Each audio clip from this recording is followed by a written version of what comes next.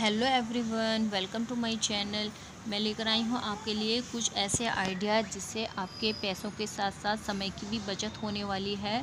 कुछ ऐसी टिप्स जिससे कि आपकी कढ़ाई बिल्कुल वाइट हो जाएगी और जो बर्तन हैं वो बिल्कुल साफ़ होने वाले हैं। अगर कोई वीडियो आपको अच्छी लगे तो प्लीज़ लाइक कीजिएगा, शेयर कीजिएगा। न्यू है चैनल पर तो कमेंट करे बगैर बिल्कुल नहीं जाइएगा और चैनल को सब्सक्राइब ज़रूर कर लीजिएगा। तो चलिए देखते हैं किस तरह से मैंने इस वीडियो के दौरान किस तरह की टिप्स अरबी। शेयर। और जब भी हम अरबियों को काटते हैं तो हमारे हाथों में खुजली होने लगती है, तो उसे बचने का एक उपाय ये है कि ये मैंने ले लिया है सरसों का ऑयल। सरसों को ऑयल को इस तरह से लेना है और अपने इस तरह से हाथ में अप्लाई कर देना है और फिर इसको हम कट सकते हैं। ज़रा सी भी खुजली हमारे हाथों में नहीं होगी, तो इस तरह से हम इसको कट करेंगे और हमारी अरबी की जो छीलने की दिक्कत है वो हो जाएगी एकदम हल। तो छील लिया है अच्छे से और इसके बाद मैंने इन्हें धो लिया है अच्छे से। बनाते हैं इसका सब्जी गोल या जिस भी आकार में इस तरह से बनाते हैं तो वो और भी खूबसूरत लगती है। जाने अनजाने में हमसे ये गलती हर किसी से हो जाती है कि इस तरह से हमारे बर्तन जल ही जाते हैं और इन्हें धोने में जो दिक्कत आती है वो सबसे ज़्यादा बड़ी होती है, जो मेहनत करनी पड़ती है तो उससे हम परेशान हो जाते हैं। मैं अपने बर्तन में पानी करके अपने बर्तन को रख देना है हमें गैस पर, और गैस का फ्लेम रखना है। तो बहुत ही जल्दी से ये हमारे बर्तन बहुत जल्दी ये डिश वॉश हो जाएंगे। तो इसमें सबसे पहले डालना है ये हाफ टी स्पून नमक, जो वाइट नमक हम यूज करते हैं वही इसमें ऐड करना है। आप यकीन करिए बहुत ही जल्दी और बिना मेहनत किए ये हमारे बर्तन साफ हो जाएंगे। किसी भी तरह से हमारा कोई भी बर्तन जले तो इसी तरह से हम उसे मिनटों में साफ कर सकते हैं। और मैं इसमें ये डाल रही हूँ हाफ टेबल स्पून ये सोडा, और इसको हम अच्छे से बॉईल लगा लेंगे और कुछ देर के लिए हम इसे ढक करके रख देंगे बर्तन को। अपने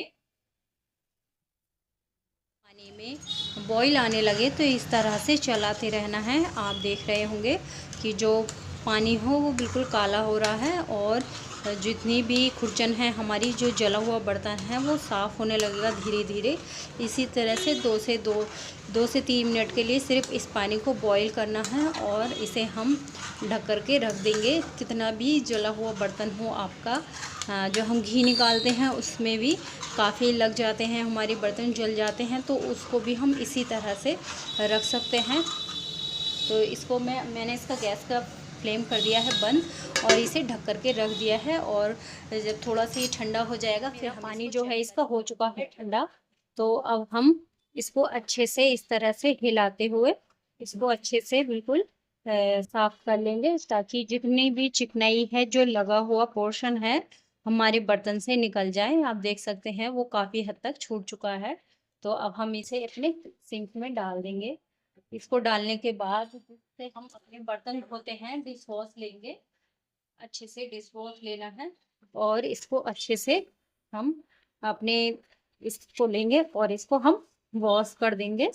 तो ये बहुत ही इजीली से साफ हो जाएगा और हमारे बर्तन भी, और जो हमारी दिक्कत आती है हमें देर में धुलते हैं झंझट लगती है कि साफ नहीं हो रहे, तो वो बहुत ही आसानी से जल्दी से हमारा बर्तन जला हुआ साफ हो जाए, वो बिल्कुल चली जाती है।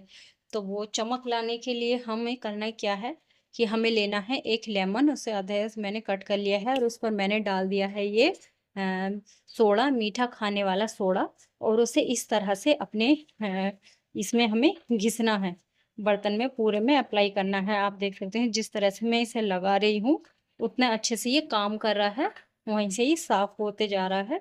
तो इसी तरह से मैं थोड़ा सा सोडा और ले रही हूँ, सोडे को डाल करके अच्छे से अपनी कढ़ाई को मैं अच्छे से इसे ऐसे मिला लूंगी इस तरह से। तो मैं आपको इसके बर्तनों के रख रखाव के यह तो है एल्युमिनियम की कढ़ाई है मेरी, इसको हम इस तरह से साफ कर सकते हैं। और मैं आपको आयरन की कढ़ाई की सफाई के बारे में भी आगे बताऊंगी। तो इस तरह से इसको मैश करना है अच्छे से। मैंने अच्छे से इस नींबू को इस तरह से अप्लाई कर दिया है। जब भी हम खाना बनाते हैं तो हमारे बर्तन इसी तरह से उनकी रौनक भी चली जाती है, लेकिन उनका रख रखाव की और साफ सफाई की जिम्मेदारी हमारे हाथ में होती है कि हम अपने बर्तनों को कैसा रखें। तो ये जो वाला पोर्शन देख रहे हैं ये आम है। ये ज़रूर इस तरह से हमारे बर्तनों के साइड्स में ये लग जाती है। तो इस तरह से ये जो दवाइयों के बची हुई ये पत्ते होते हैं तो उन्हें फेंके नहीं, उन्हें इस तरह से इससे निकाल लें, क्योंकि महीने भर या उससे ज़्यादा के पुराने हैं। तो आप धीरे-धीरे करके इन्हें छुटा सकते हैं। हाँ, तो इस तरह से करने के बाद मैं इसे पानी से इस तरह से वॉश कर दूँगी, और जो हमारा डिश वॉश होता है उसे लेकर के अच्छे से इसे मसल देना, हम अच्छे से वॉश करना है, और हमारी जो बर्तन है वो बिल्कुल साफ़ हो जाएगा। इसी तरह से हम इसको नीचे से भी वॉश करेंगे। ये बहुत ही उम्दा और बेहतरीन आइडिया है। अगर आइडिया पसंद आया हो तो प्लीज़ लाइक कीजिएगा।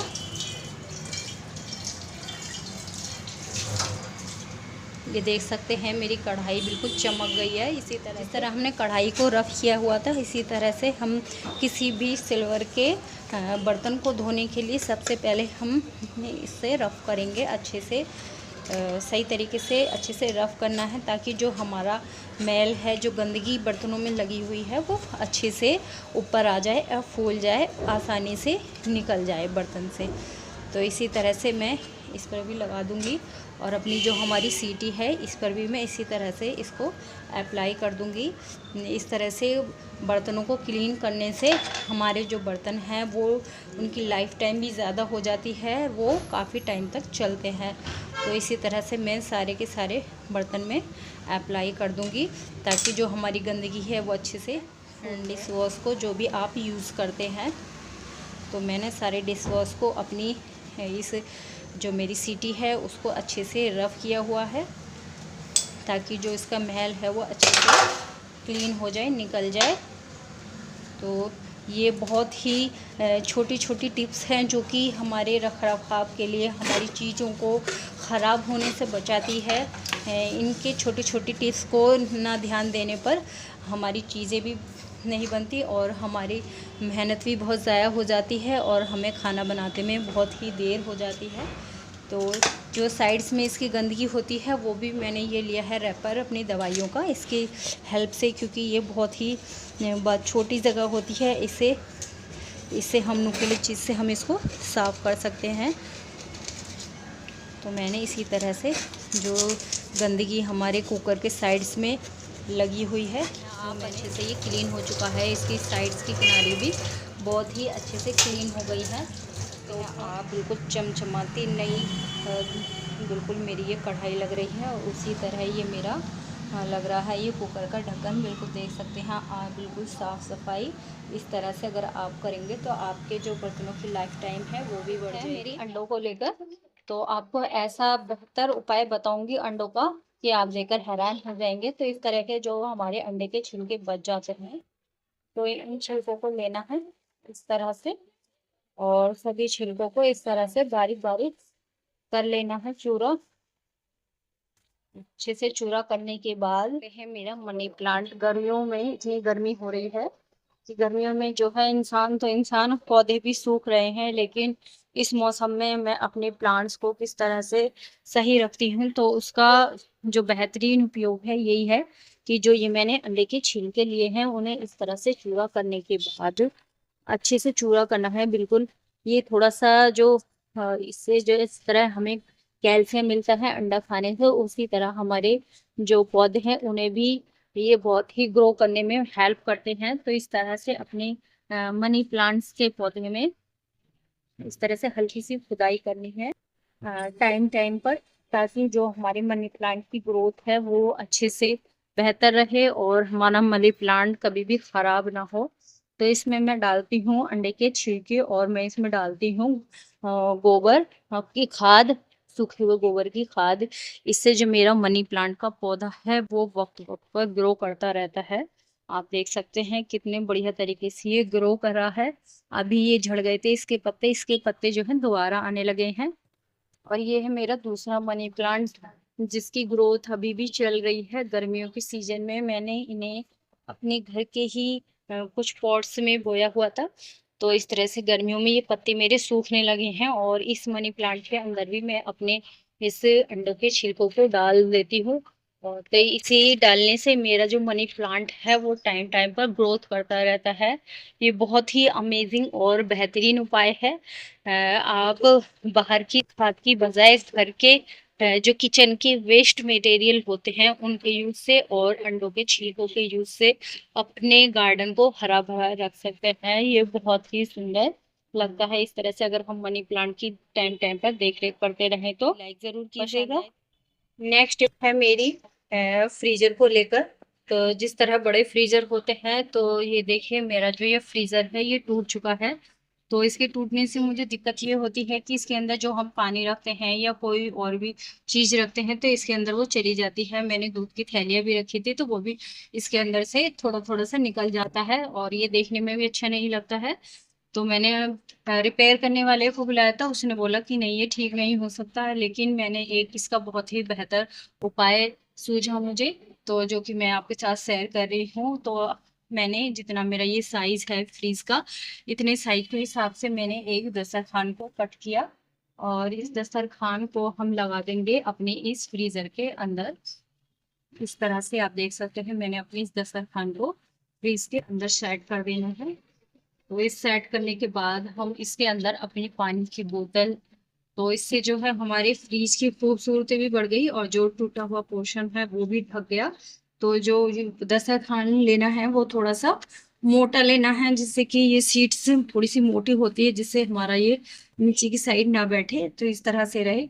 जब हमें इसकी सफाई करनी हो तो हम अच्छे से पानी भी हम इसका अच्छे से कपड़े से इस तरह से पोंछ सकते हैं अपने दस्तरखान से।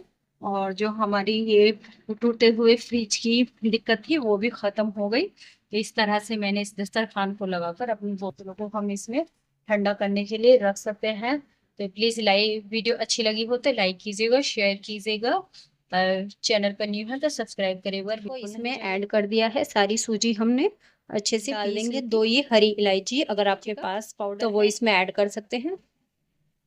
ये मैंने अपने ड्राई फ्रूट को भी मैंने पूरा शुगर ऐड कर देनी है, शुगर भी ऐड करी है। तो और मैं इसमें ऐड कर रही हूँ ये 2 fruit, yellow fruit colour add नहीं डाली थी तो वो भी इसमें शामिल कर दें। इसको ज्यादा को चेक कर लेते हैं कि किस तरह हो चुका है हमारा ये आटा। इसको हम तैयार करेंगे तो वो इस तैयार कर लेनी है। गार्निश कर रहे हैं हम ये काजू के साथ। तैयार हो चुके हैं बिल्कुल। ये इनको फ्राई कर लेते हैं। तो लो रखना है और इसको हम कुक होने देते हैं। तो बस गैस का फ्लेम अगर लो रखेंगे हम तो तभी ही जबरदस्त माशाल्लाह खुशबू आ रही है। तो आप टिप है मिक्सी को लेकर।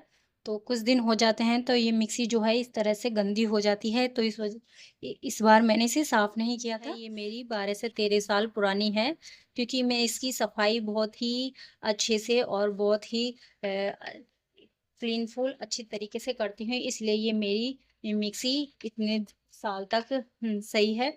तो मिक्सी की सफाई करने के लिए हमें इस तरह से एक ब्रश लेना है, टूथपेस्ट जिसे हम करते हैं, और इसमें सिर्फ लगाना है हमें ये साबुन। तो इस तरह से साबुन हमें ज़्यादा गीला नहीं लगाना है ताकि हमारी मिक्सी के अंदर पानी ना पहुँचे, इसके मशीन के अंदर, मोटर के अंदर। तो इस तरह से मिक्सी के हर हिस्से पर जहाँ पर ये मैल गंदगी घुसी हुई है इसे रफ करना है हल्के हल्के हाथों से, ज़्यादा टाइट हाथों से नहीं करना है। तो इस तरह से इसे रफ करने के बाद, लेकिन जब हम समय समय पर उसकी अच्छे से क्लीनिंग करते रहेंगे तो हमारी मिक्सी भी खराब नहीं होगी और लाइफ टाइम इसकी बढ़ जाती है। तो इस तरह से मैंने अच्छे से इसे चारों तरफ से रफ कर लिया है। इसे रफ करने के बाद तो जो हमारी इस तरह के हिस्से हैं जिन जहाँ पर हमारा ब्रश नहीं पहुंच सकता या सफाई नहीं हो सकती, तो इस तरह से लें और ये साइड्स के हिस्सों को इस तरह से, जो हमारे दवाइयों के रैपर होते हैं उन्हें फेंके नहीं। ये बहुत ही यूजफुल होते हैं हमारे क्लीनिंग करने में, होम के लिए।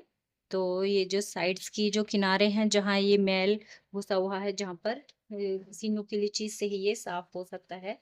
तो इस तरह से मैं इसको अच्छे से घिस लूंगी ताकि ये कोने कोने से मेरी जो मिक्सी है वो साफ हो जाए, क्लीन हो जाए अच्छे से, इसका मैं रफ कर ले। तो इस तरह से एक पानी में कपड़ा डिप करें और इसको अच्छे से निचोड़ लेना है, बिल्कुल भी इसमें पानी नहीं रहना चाहिए, और इस तरह से इसकी सफाई करें। ताकि इसके अंदर, मशीन के अंदर बिल्कुल भी पानी नहीं पहुंच पाए और हमारी जो मिक्सी है वो भी अच्छे से क्लीन हो जाए। ये बहुत ही बेस्ट आइडियाज़ है।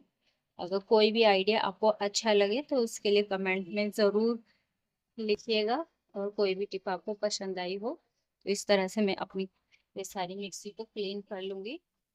धूप है अगर आपके घर में आती है तो वहाँ सुखा दें, अगर नहीं आती तो पंखे के नीचे भी आप सुखा सकते हैं, तब भी ये जल्दी जो थोड़ी बहुत इसके अंदर नमी पहुँच गई होगी वो अच्छे से जल्दी से सूख जाएगी। तो बहुत ही बेस्ट आइडिया है।